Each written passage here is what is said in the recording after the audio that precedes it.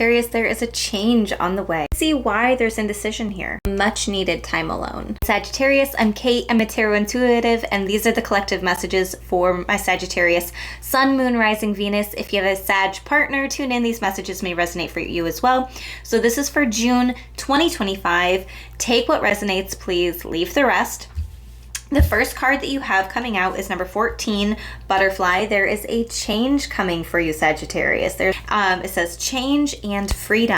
The number 14 condenses down to 5 in numerology, and 5 is my number for change. I feel like you might be feeling a bit restricted, and it's time to spread the wings. So I actually just turned in the guidebook to the number 5 card, and it's elephant. So if you resonate with a butterfly or an elephant, then these are definitely tuning into your energy. But anyway, the butterfly card says change and freedom, trust the process. With their delicate wings and graceful flight, butterflies offer profound spiritual lessons. In many cultures, butterflies are symbols of change, transformation, and freedom. They remind us of the inevitability of change and the beauty that comes from it. Through their metamorphosis from caterpillar to butterfly, they teach us that change is a natural and necessary part of life's journey.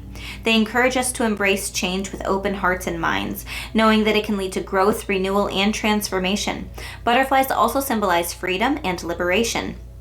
In their ability to soar through the air with grace and ease, they inspire us to release ourselves from the constraints that hold us back and to embrace the vastness of possibility. They urge us to recognize that true freedom comes from within as we cultivate the courage to spread our wings and explore new horizons. If you like affirmations, some good ones might be, I release all that no longer serves me, welcoming new beginnings with open arms. I trust in the process of change, knowing that it will lead to greater freedom and liberation. I am free to create the life I desire, embracing the endless possibilities that lie before me. Now, with the combo that is coming out in the tarot, I could see why you would be second guessing yourself or questioning, having some indecision around a certain area of your life, specifically maybe a person that's in your life and maybe they're trying to leave. Let me tell you why. In the tarot, the Two of Swords can represent indecision, going back and forth, knowing that you need to make a decision on something, but maybe trying to avoid it, not wanting to. You also have the Six of Cups. This is coming out in reverse. So this is saying to me that there could be somebody from your past who is either resurfacing, that maybe there had been some disharmony in the past. Because you have the King of Cups that is also in reverse. Upright, this is somebody who's very emotionally mature.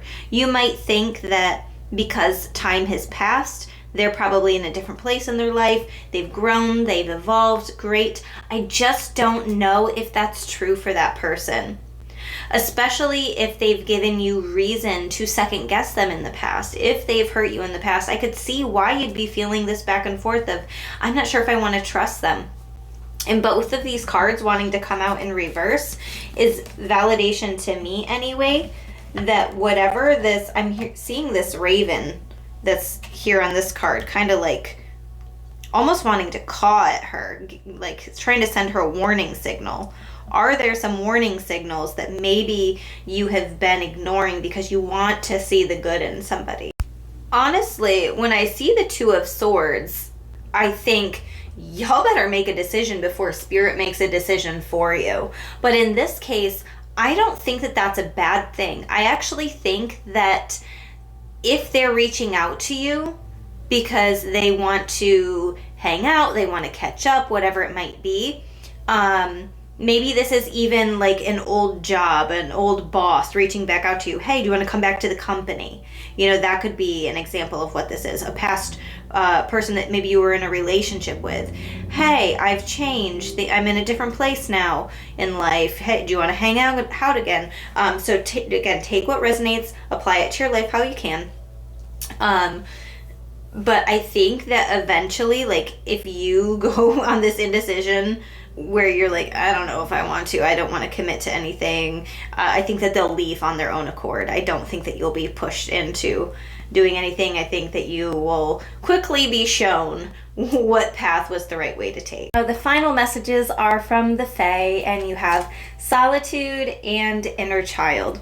So you might really be wanting to spend some time alone this month, and you might also be working on some inner child healing, especially if the person or maybe the situation that is coming up is bringing you back to childhood memories or some things that had happened to you or you had experienced in your life in your childhood. For the solitude card, it says, think of being alone as meaning you are all one and in total harmony with everything. The greatest treasures are those that wait silently during your quiet times.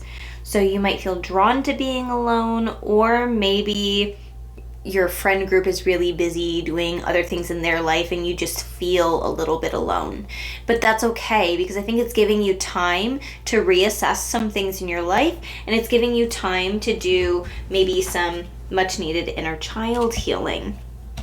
And this card says, the fairies of playfulness remind you to make time to embrace your inner child. Playing keeps us young at heart. Do something silly and fun, but stay safe. You could actually be choosing to travel, take an adventure, take a class, do some type of event, but you might be choosing to do it on your own, whereas in the past, maybe you would have invited a friend to do it with you. I actually think that you doing this thing, experiencing this thing by yourself, is probably going to be the most beneficial for you, maybe the most harmonious. These are the messages that I have for you, Sagittarius, for June 2025. I hope that they resonated. If they did, please hit the like button and follow me for more videos like this. Feel free to comment anything that was resonating. I would love to hear. And don't forget to book your personal reading on my website, crystallizewithkate.com. Side note, I also do a monthly tarot subscription for only $20. I send an email reading to you every week for an entire month for messages that are specifically aligned with you and your energy.